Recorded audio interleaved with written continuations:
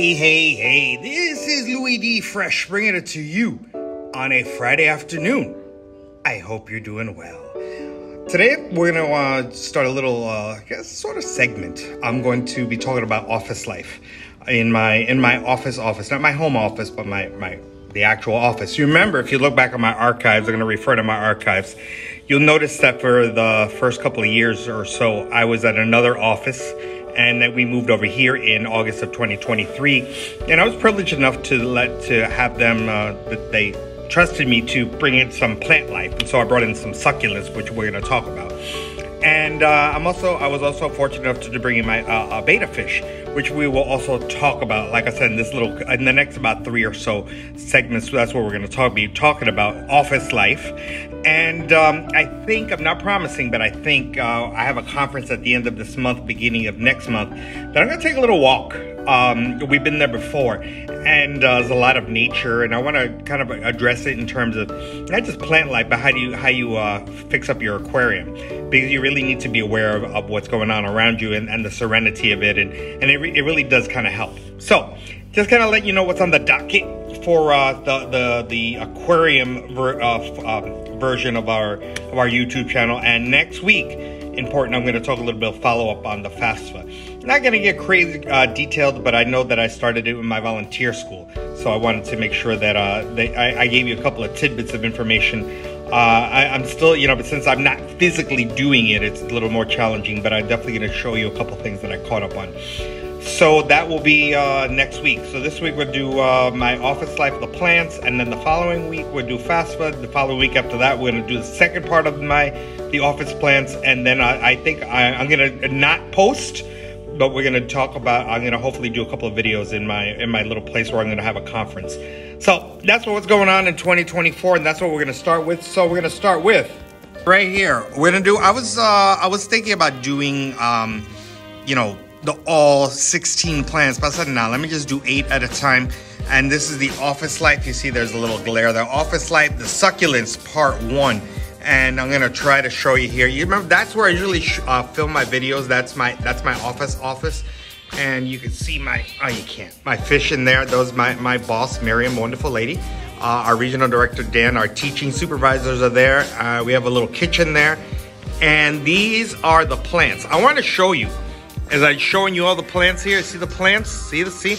I want you to notice that indoor plants are a little different from outdoor plants. If you look back at my archives, fall of 2020, winter of 2021, you'll notice I make reference to the zone where you live in the United States. If you live in the United States, here it's a little different. And the zone that I live in is zone 10 in the United States, which is almost the warmest. The warmest after that is Hawaii. But I want you to notice here it becomes a little different. And I want you, wherever you happen to be living, whatever country you happen to be living in, when we're talking about indoor plants, I want you to notice what is your situation, what kind of sunlight are you getting. But those are things that are really, really important to kind of gather in terms of your plants. I also want you to notice how hot or how cold the windows get. You'll notice that they pretty much touch the windows. You see, they touch the windows. And some of them, and I don't have control of that. That's a hurricane shutter.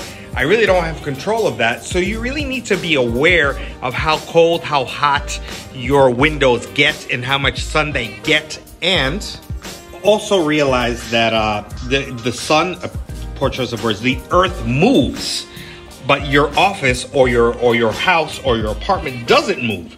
So you need to be aware of that. So you may say, well, is it really hot? Is it really cold? I know living back home in New York City, the heater will dry out some of the plants, and my poor dad will have struggle with them. And so these are things that you need to take into account, and which we're going to talk about right now. When you water them, let me just show you. I use bottled water. This is my little bottled water right here. At home, I used to use the chlorinated water, and I found out that I really was not being successful. And I noticed that the bottled water actually really helps the situation. I don't know. Everything is trial and error. So that's why, and you'll see there's a couple of here. There's one I'm going to show you that's just, I have to get rid of it. And there's two I've already gotten rid of. And so it's trial and error. Yeah, same thing with your fish, same thing with your college applications. It's trial and error. So let's look at this trial and error, and let's look at these 8 plants. All right, since we are talking about succulents, we are talking here my Canva presentation. I'm sure I'm going to be mispronouncing these words, but this is the Flores Calancho. What I like to do, and this is what you should do with your fish also, get pictures of what your fish should look like. These are the plants, what the plant should look like in an ideal setting, because that gives you a better idea what you should be looking for. Same thing with your fish. You should kind of get a better view of what your fish, what your aquarium should look like, and your college search. Take a look at what's going on in the college environment through pictures and through videos. And so that's exactly what I did here with this Flores Calancho. And I have to give credit, let me go back. I have to give credit to this application called Picture This. I pay about $25 US every year for that app, and it really identifies the plant and it tells me what I need to do and how I need to care for it. So I want to give credit to where credit is due. Picture This, that application that I pay $25 US per year, which I think is quite a steal because it really helps me with identifying and taking good care of my plants. The Flores Calancho Sunny Window, which I do not have. Allow soil to dry out slightly. Overwatering can create root rot. The root rot is the root becomes soggy and the plant dies. And I do water my plants every Friday, so once a week. And as I was doing research, because that's something I harp on, if you look back on my archives, and as I was saying about my archives, look back, way back in my archives in the fall of 2020, winter of 2021, I talk about the zones, and I talk about how you have to pay attention to the positioning of your sun. I know I spoke about that with my hibiscus plant. If you look back, I think that's the title of the video, hibiscus. I think that was in the winter of 2021. Here also, even though it's asking for sunny, you can see I have no control of the shade, and it does not get sunny conditions. And so you notice that even though when I was doing the research, it said it's a hard plant, interestingly enough, it's doing very well for me. I haven't watered them. I'm going to water them after this, but it's doing very well. I love the leaves. The leaves are coming out. It's very bright. It's very peppy, and you'll see all these. I'm thinking in Spanish. These pots. They are about 3 inches because the windowsill is as such. So that's also something you should notice with your indoor plants. What kind of space do you have available to you? So this is the Flores Calancho. Moving onward, same one here, the Milot Calancho.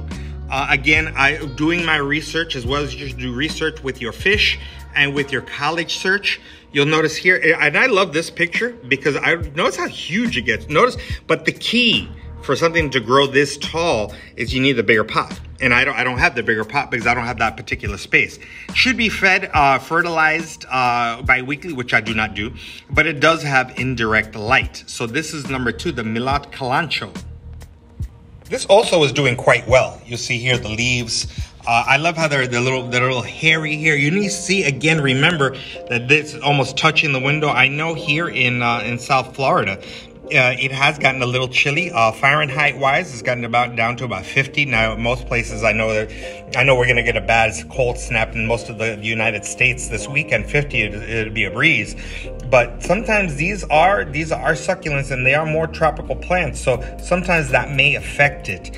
So you may really need to pay attention to what's your environment. And this Milot Calancho is doing really, really well. Again, growing nice leaves, very nice and green, and I'm very happy with it. This one has been giving me trouble. I can't lie. This one I actually replaced another plant, the one that's the 4th plant, which I'll talk about because I had to replace it.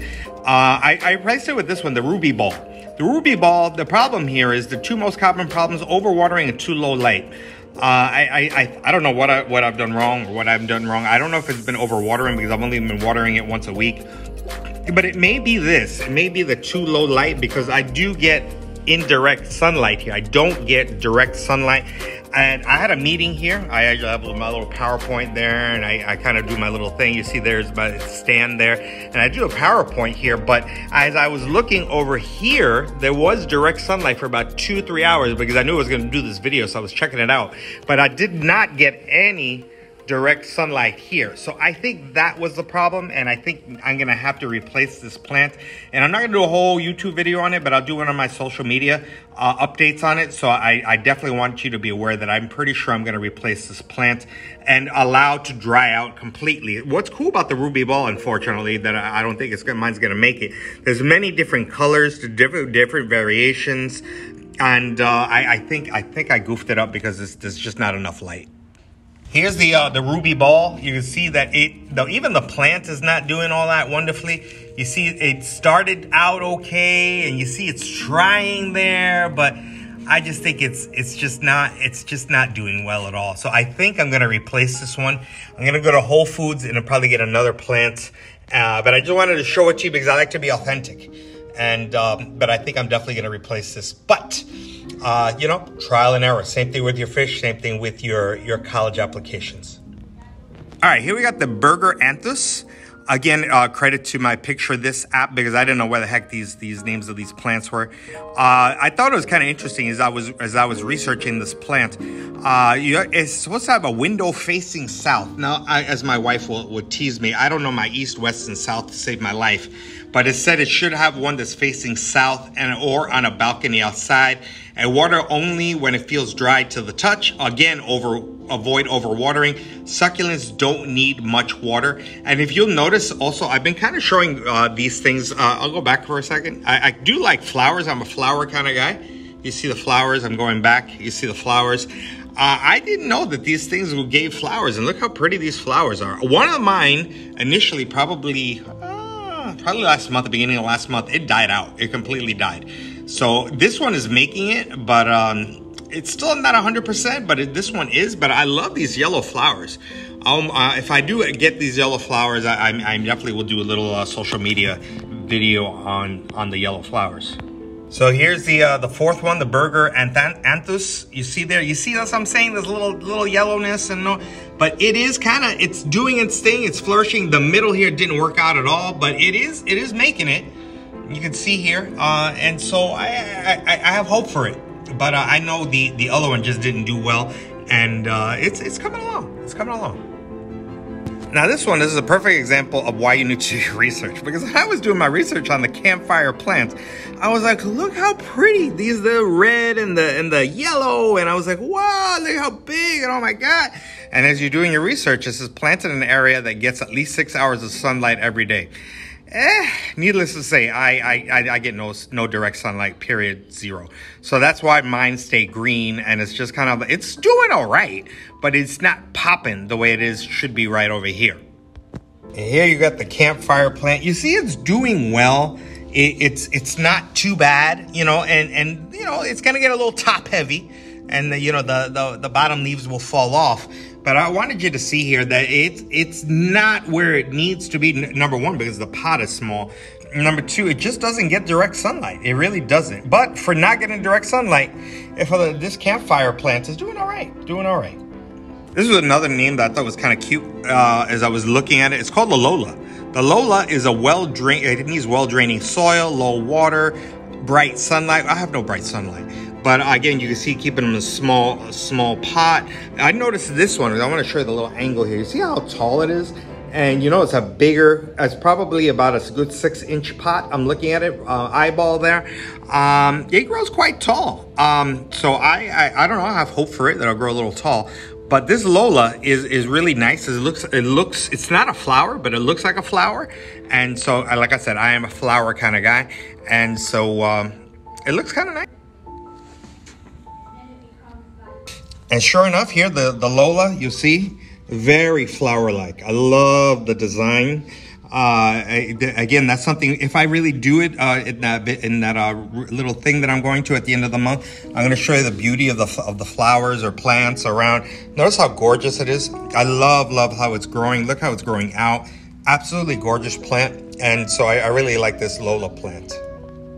All right, now the snake plant. I had this in my office, in the old office, but unfortunately, believe it, I don't know what happened. I don't know if there was just not enough light or whatever, but it died. It did. But I bought this again in Whole Foods. I try to buy it small like that. It can grow very tall. And I actually have this. If you look back on my archives, I believe it is under I don't recall it. I think it was on social media a couple of years back. It does flower. I have one that flowered for me, and it's very popular. It removes toxic pollutants, a mental health booster, effective against allergies. I actually have one of these in our bedroom. I swear by them. They're really, really cool. And I didn't know they came this small. I'm gonna show you right now. Here we have the snake plant. You see how pretty it's growing out. Because I'm a crazy man, I know there was something that was kind of like it was a little brown there, so I wanted to cut it off. You see it's growing very nicely. I transplanted it. There was another plant that was here that just really died out, again, being honest.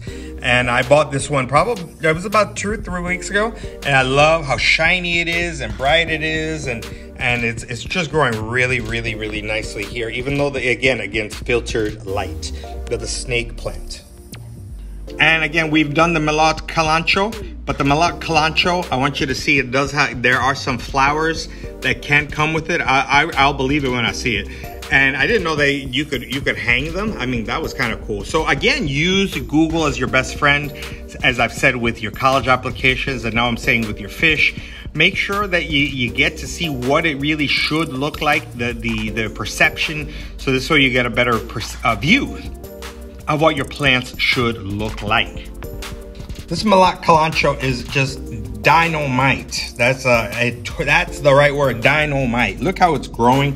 Look at this. I'm thinking in Spanish, un hijito, the little, it's a baby there. I could transplant that. Look how pretty it is from the top here. The greenery, the new leaves that are coming out. It's just absolutely dynamic. It is a dynamic plant. You see over here, look at that. It's just absolutely phenomenal. So those are my 8 plants. And like I said, I'm probably going to replace the ruby ball. And I just wanted to show you the initial 8. And after we talk about the FAFSA next week, we're going to concentrate on these guys here before I go on my little conference there. And we're going to talk about these. And that's all I got. As I usually say, that's all I got. I get a different view, different vantage point when I talk about my fish. We're not talking about going to a fish store. We're not talking about... I think it's important to kind of see, hey, use whatever it is, wherever you work in, make it beautiful, beautify it, make it your own. And I was very lucky. I asked. I just didn't go, hey, this is what I'm gonna do. And I asked, and they were gracious enough, and they were gracious enough to let me put a little fish tank. And so I want to focus a little bit on what's going on here in the office, and you do the same. Beautify the world around you, and make the world a better place. Louis D. Fresh.